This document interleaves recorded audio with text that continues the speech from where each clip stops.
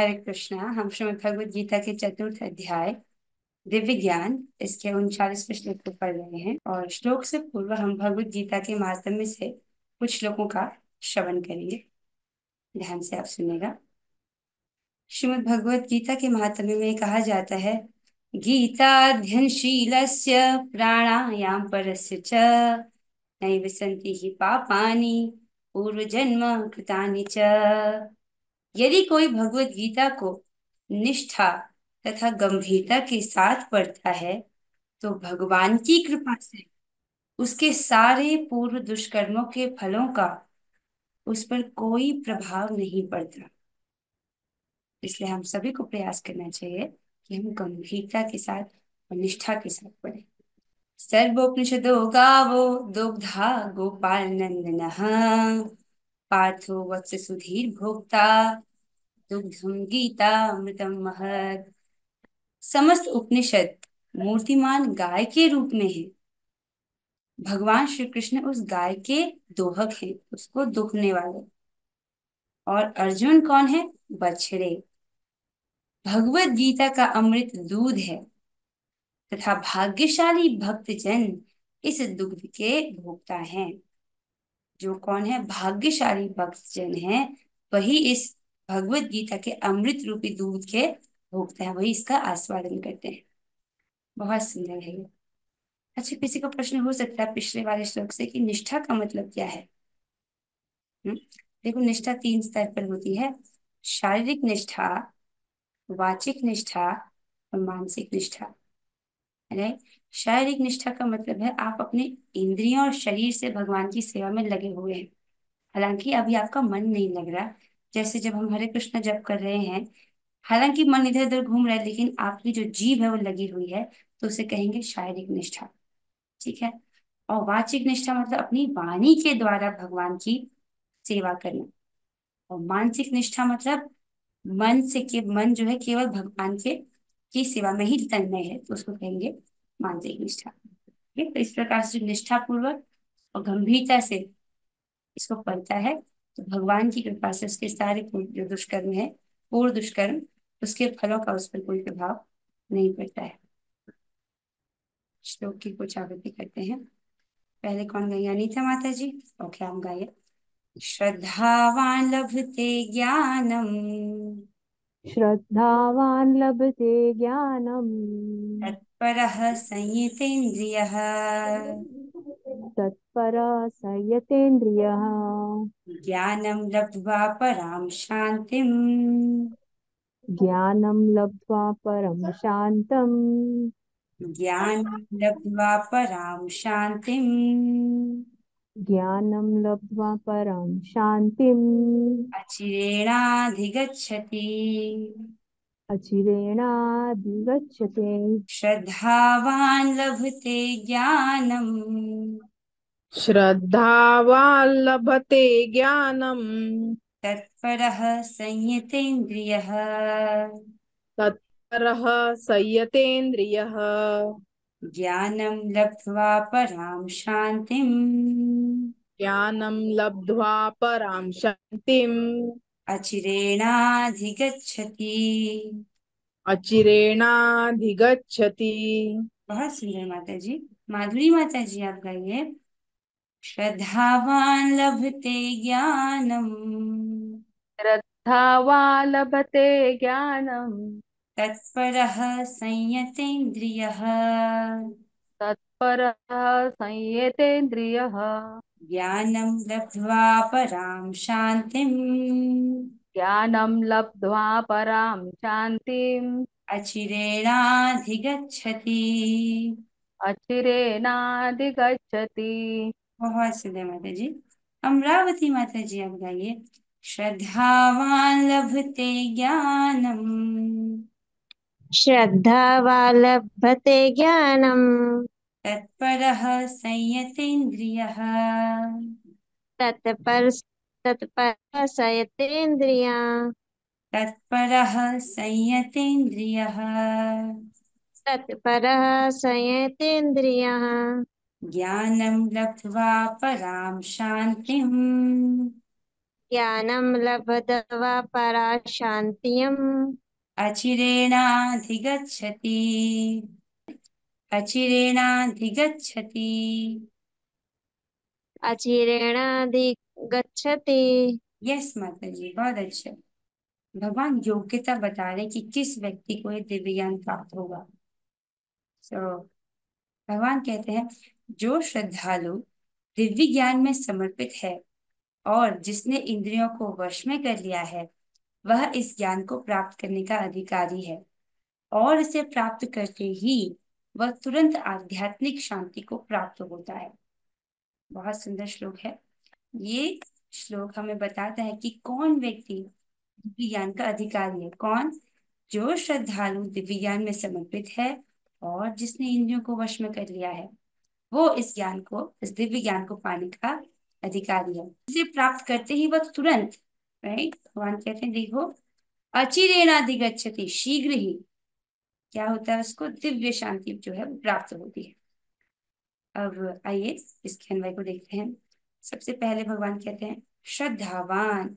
Yes, ये जो शब्द है इस पर थोड़ी और व्याख्या होनी है, तब जाके ये जो श्लोक है आपको अच्छे से समझ आएगा। तो इसको समझना है हम।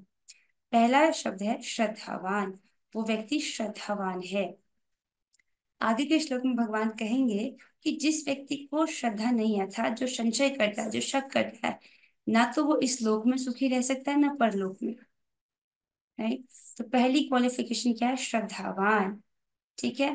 तत्पर, साधन परायण है। जो भी विज्ञान को प्राप्त करने के लिए जो साधन बताया गया है उसको वो कर रहा है। और फिर कह रहे हैं संयतेंद्रिय, अर्थात जितेंद्रिय है, उसकी इंद्रियां संयमित है। ज्ञानम लभते, ऐसा व्यक्ति ज्ञान को प्राप्त करता है। ठीक है।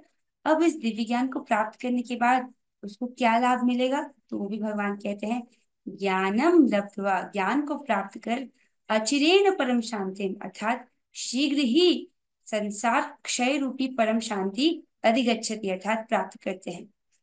तो इस दिव्य ज्ञान को प्राप्त करने के बाद व्यक्ति क्या है, बहुत शीघ्र ही, बहुत जल्दी ही संसार क्षय रूपी परम शांति को वो प्राप्त करता है। अधिगच्छति अर्थात प्राप्त करता है। तो एक बार श्लोक को देखिए। श्रद्धावान लभते ज्ञानम, जो श्रद्धावान है उसको इस दिव्य ज्ञान का लाभ होता है, उसको ये दिव्य ज्ञान प्राप्त होता है। तत्परः संयतेन्द्रियः, राइट। फिर उसके बाद क्या है? संयतेन्द्रिय, उसकी जो इंद्रियां हैं वो संयमित है, राइट। उसमें अत्यधिक अनुरक्त, वो क्या है, उसकी इंद्रियां सारी संयमित है।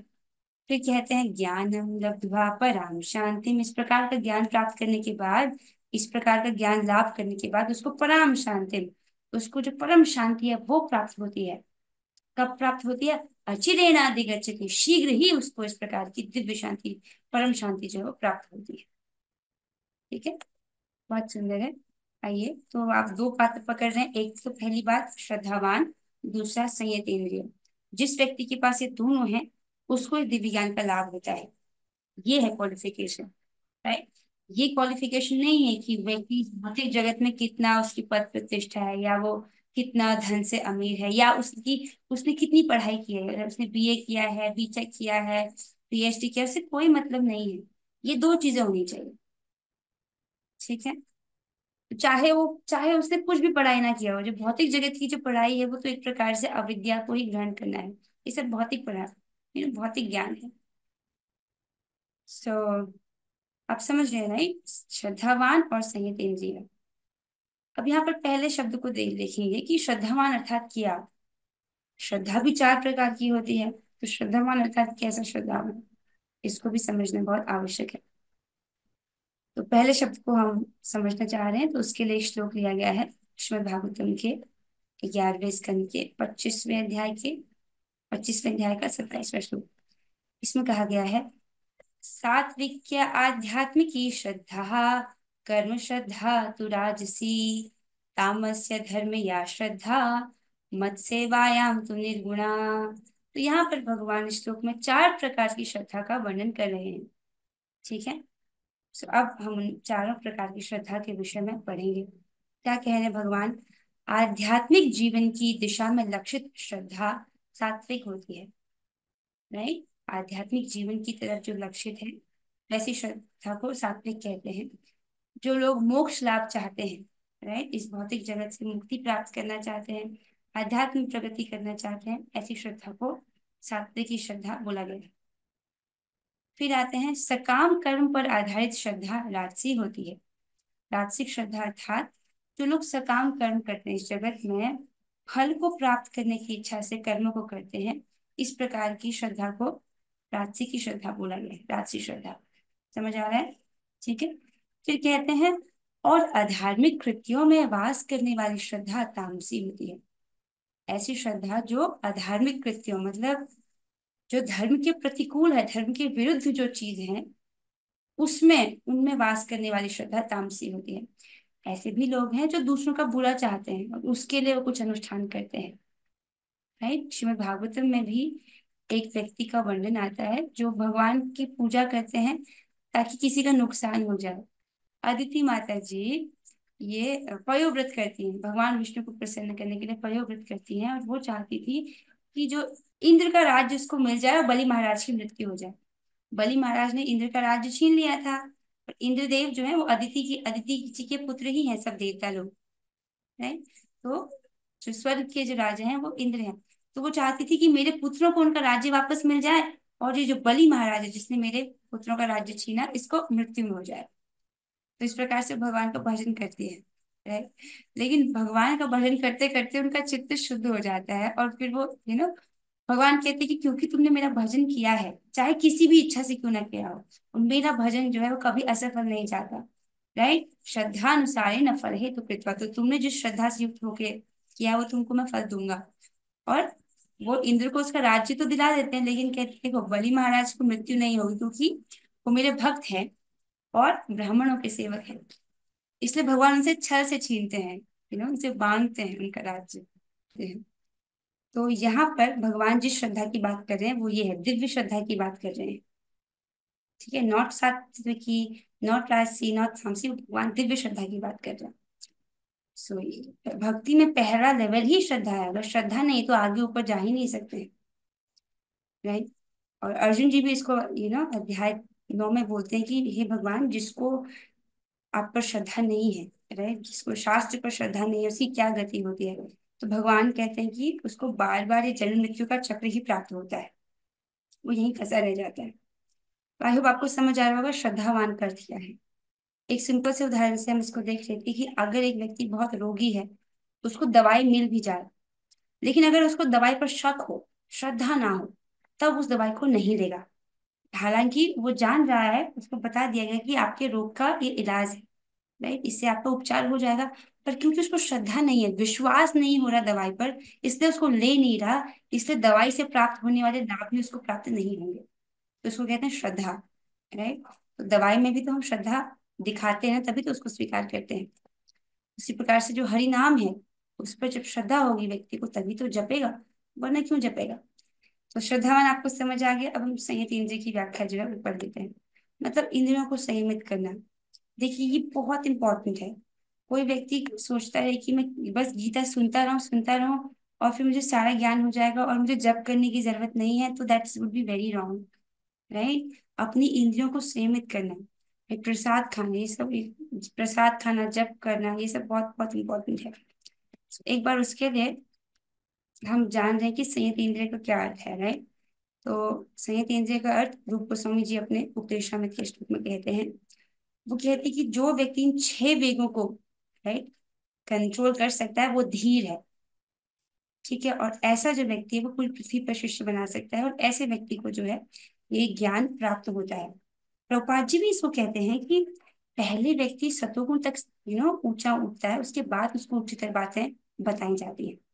तो सतोगुण तक उठने के लिए भी तो व्यक्ति को कुछ इंद्रिय संयम करना पड़ता है, राइट। सुबह जल्दी उठना उनमें से एक है, सात्विक आहार खाना उनमें से एक है, राइट। सात्विक आहार जो भगवान को भोग लगा। अब एक बार 6 वेगों को देख लेते हैं। वाचो वेगम मनस क्रोध वेगम, जिह्वा वेगम उदरपस्थ वेगम, एतान वेगान यो विषहेत धीरः, सर्वामपि मां पृथिवीं शिष्यात्।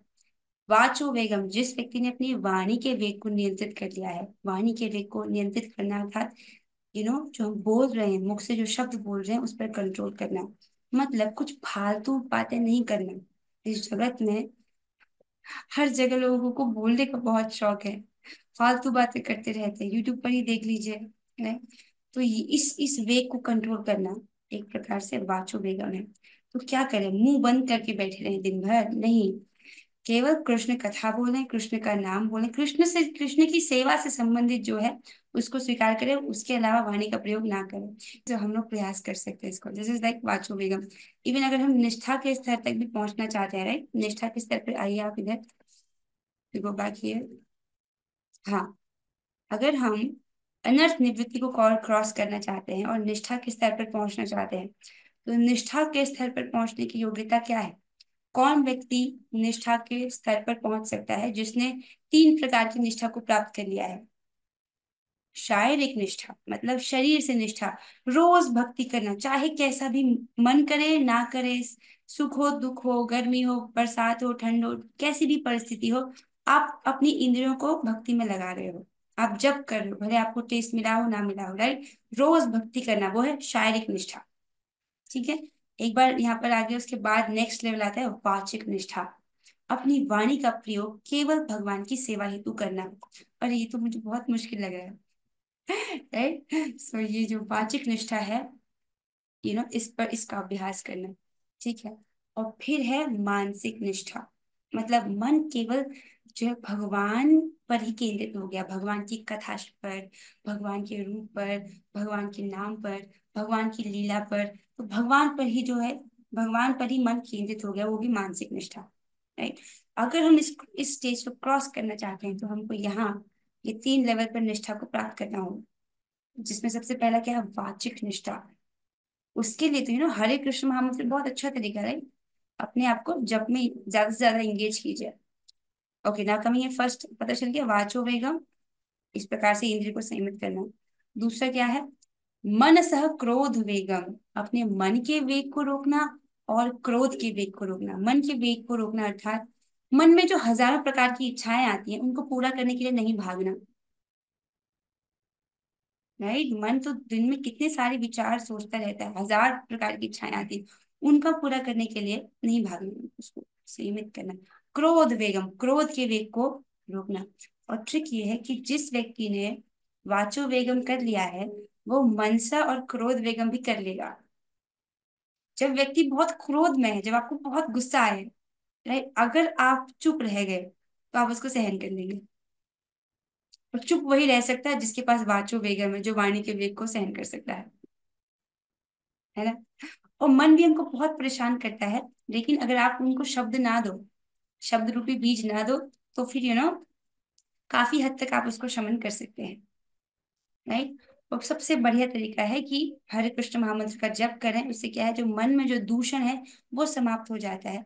जब वो दूषण ही नहीं है तो मन शांत रहता है। जितना जितना पवित्र है उतना उतना मन जो है वो शांत रहता है, वो कृष्ण की ओर जाता है, कृष्ण की ओर भागता है।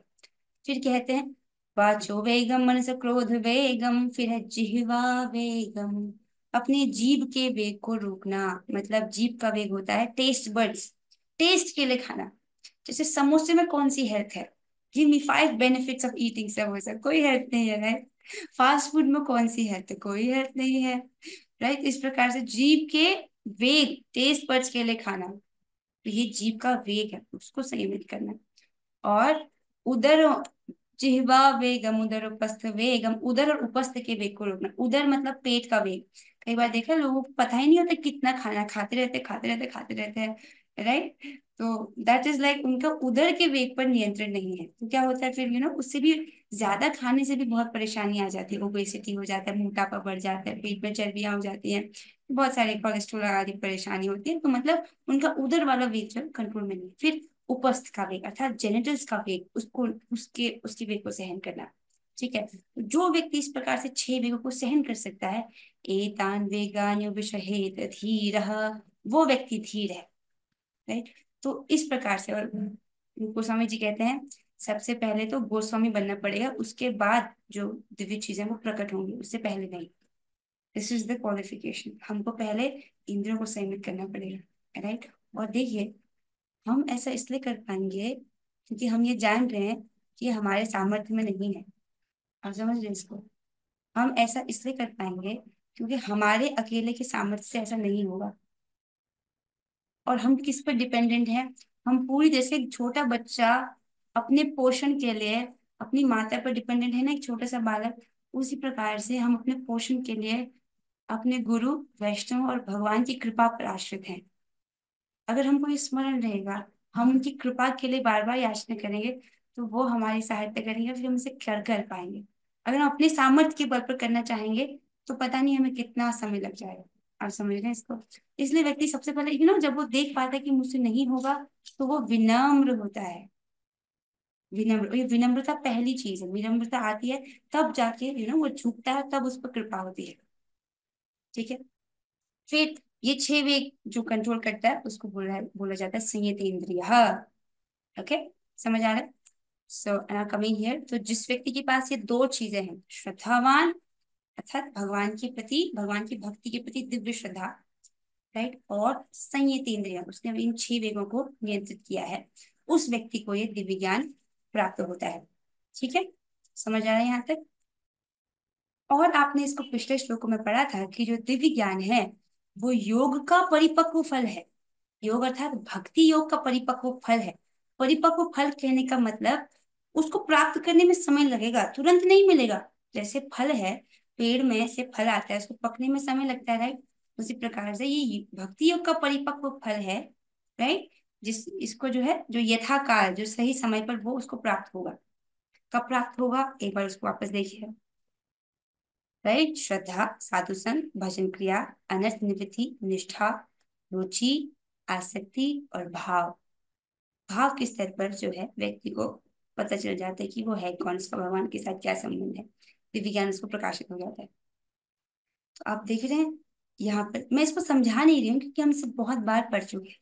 कोई भक्त ऐसे हैं यहाँ पर उपस्थित जिनको ये जो चार्ट है वो नहीं समझ आ रहा है, तो मैं आपके लिए इसको एक बार रिपीट कर सकती हूँ, क्योंकि हम इसको पढ़ चुके हैं क्लासेस में कई बार, इसलिए मैं इसको रिपीट नहीं कर रही हूँ। कोई एक भी बच्चा है जिसको ये बात नहीं समझ आ रही है चार्ट है क्या, मैं आपके लिए इसको रिपीट कर सकती हूँ। कोई है? आप हाथ खड़ा कर सकते हो, उसको शर्माने की जरूरत नहीं है। ओके, आई थिंक मुझे लगता है सब लोग को समझ आ रहा है। ओके, तो ये जो दिव्य ज्ञान है, ये परिपक्व फल है, ये एक स्तर पर मिलेगा यथा समय पर, जब वो स्टेज पर होगा। ठीक है, तो सारी बुद्धि ये लगानी चाहिए कि हम शीघ्र शीघ्र अति शीघ्र, जल्दी से जल्दी वहां पर कैसे पहुंच जाए, राइट। हम सभी जो हैं इस भक्ति लैडर में है कि नहीं है, और हम जल्दी जल्दी यहाँ से प्रगति करना चाहते हैं ताकि हमको भक्ति योग का एक परिपक्व फल, ये दिव्य ज्ञान प्राप्त हो जाए, है कि नहीं? तो उसके लिए क्या करेंगे? उसके लिए तो भक्ति तीव्रता से करनी होगी ना, है कि नहीं? तो भक्ति तीव्रता से करने के लिए क्या करना चाहिए? आइए इसके लिए हम सुनते हैं 6 चीजें जिससे करके हम बहुत तेजी से उस दिव्य ज्ञान रूपी परिपक्व फल को शीघ्र प्राप्त कर सकते हैं। वो क्या करना है उसके लिए हमको, आप लिख लीजिए, हम उसे भूल जाते हैं, इसको याद रखना है। उत्साह निश्चया धैर्य तत्त कर्म प्रवर्तना, संग त्यागात् सतोभृतेः षड्भिर्भक्ति प्रसिद्ध्यति। ये 6 चीजें करेंगे तो इससे हमारी जो भक्ति है वो बढ़ती है। यस, यस, ठीक है, तो जो 6 चीजें, इससे भक्ति बढ़ती है।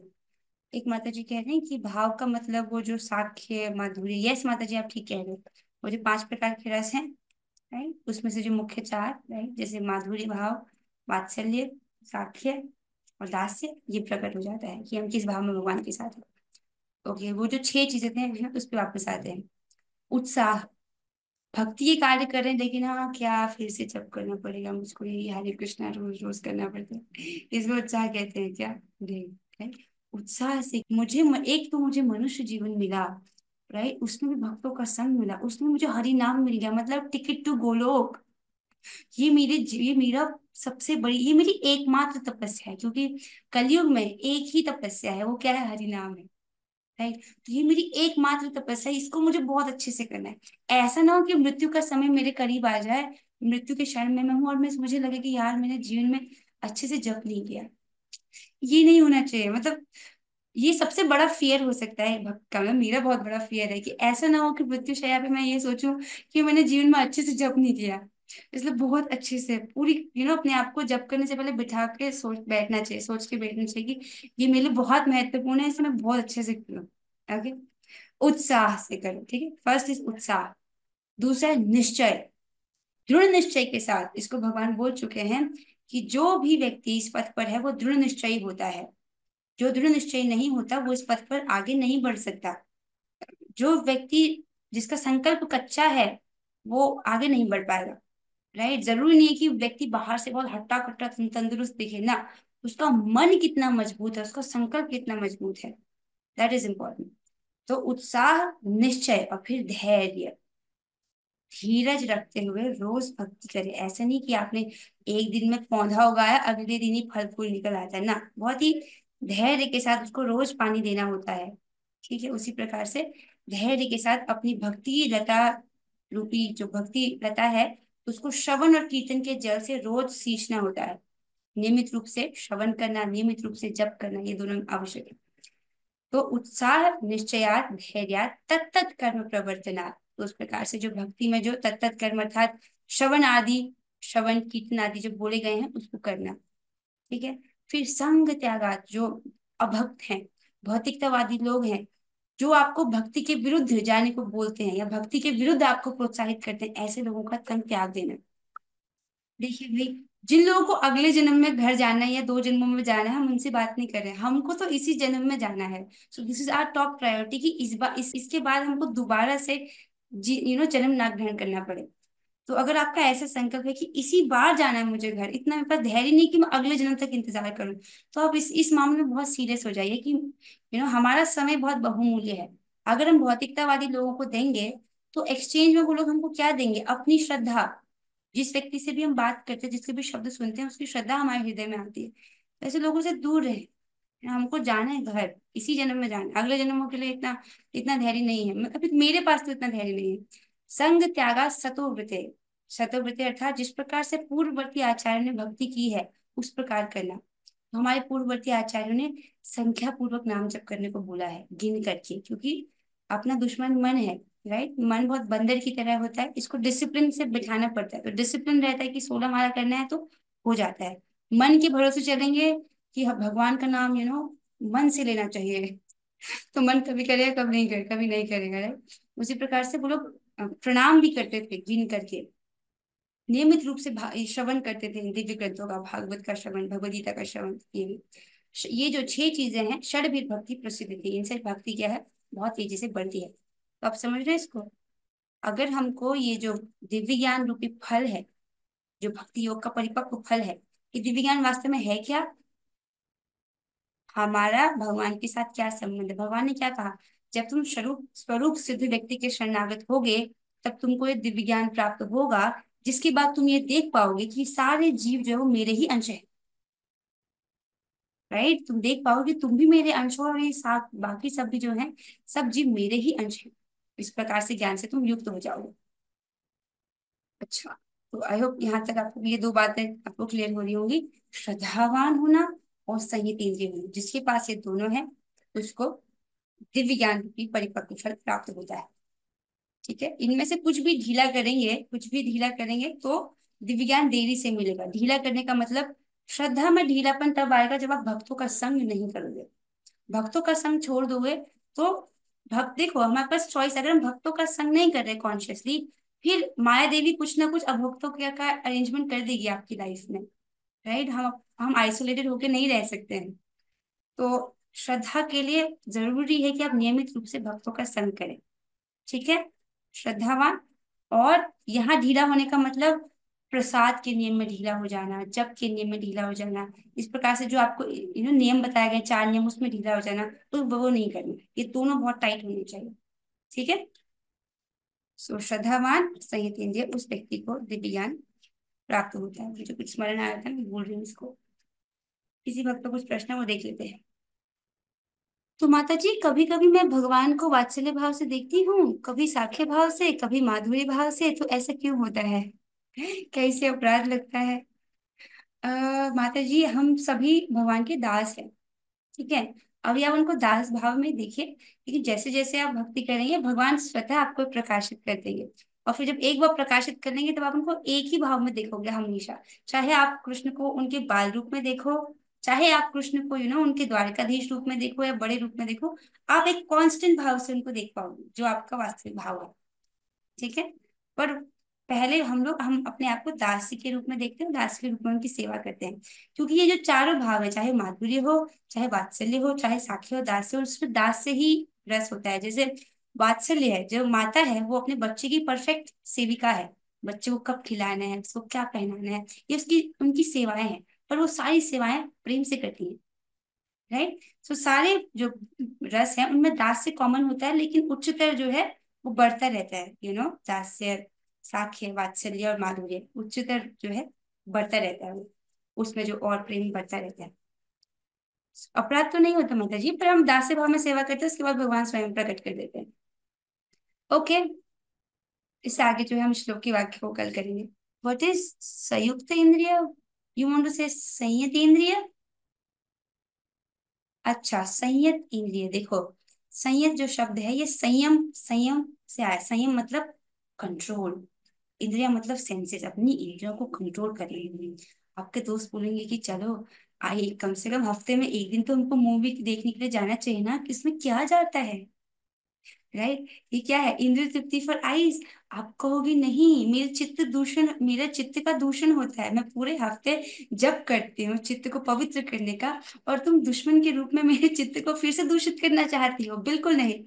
तो इस प्रकार से जो इंद्रिय तृप्ति के प्रलोभन है उसको मना करना, saying no to them, is like एक प्रकार से उस पर कंट्रोल करना। ठीक है।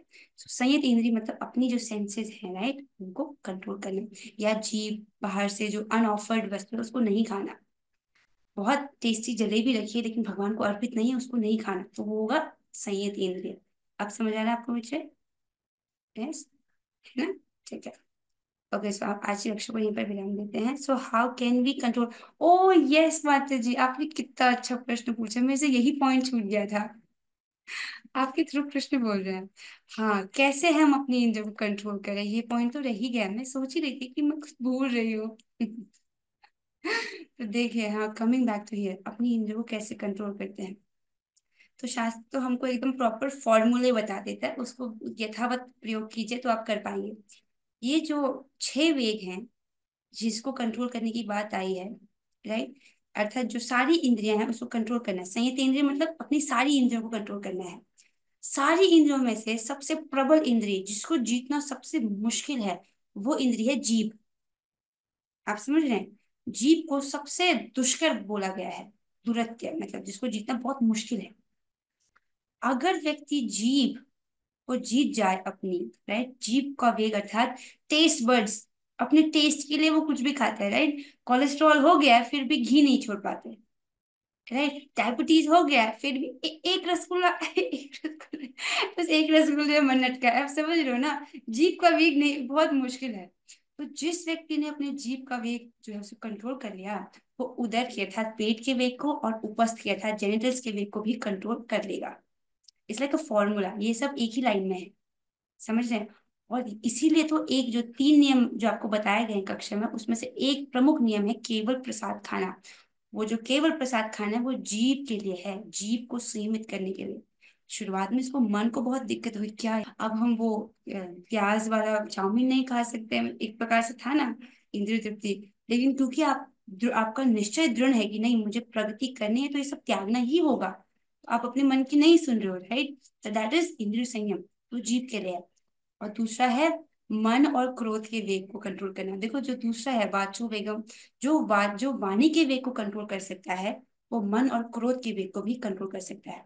अर्थात ये सारे वेगों को कंट्रोल करने का स्विच है जीभ। जिस व्यक्ति ने अपने जीभ के वेग को नियंत्रित कर लिया और अपने वाणी के वेग को नियंत्रित कर लिया, वो बाकी सब कुछ अपने आप कर लेगा, बाकी सब कुछ अपने आप हो जाएगा। इसका एक फॉर्मूला। ठीक है। तो इसीलिए तो दोनों चीजों के लिए आपको तरीका बताया गया है। जीभ को नियंत्रित करने के लिए प्रसाद खाने का नियम बोला गया है, केवल प्रसाद खाना है। और वाणी को नियंत्रित करने के लिए आपको हरे कृष्ण महामंत्र दिया गया है कि आप जो है हरे कृष्ण महामंत्र जप करो, फालतू मत बोलो। मतलब अपनी जो संख्या है उसको तो पूरा करो, वो वाणी को पवित्र करता है। राइट, और मन को भी शुद्ध करता है, राइट। और क्या कहते हैं, जो जिस वक्त आप फालतू बातें करते हो, फालतू बातों को मत करो, उस समय पर आप एक्स्ट्रा जप कर सकते हो, तो वो आपकी वाणी के वेग को नियमित करने के लिए बहुत अच्छा है। तो ये बोले गए हैं ना, और नियमित रूप से कथा श्रवण करो, राइट। तो कथा श्रवण करने से क्या होता है, बुद्धि और ज्यादा पोषित होती है, तो वो मन को कंट्रोल कर सकती है। बुद्धि जिसकी सशक्त है वो मन रूपी जो वो है तार रेन से उसको कंट्रोल कर सकता है। लेकिन जिसकी बुद्धि ढीली है, अर्थात जो शास्त्र नहीं सुन रहा है, उसके लिए मन को कंट्रोल करना बहुत मुश्किल है।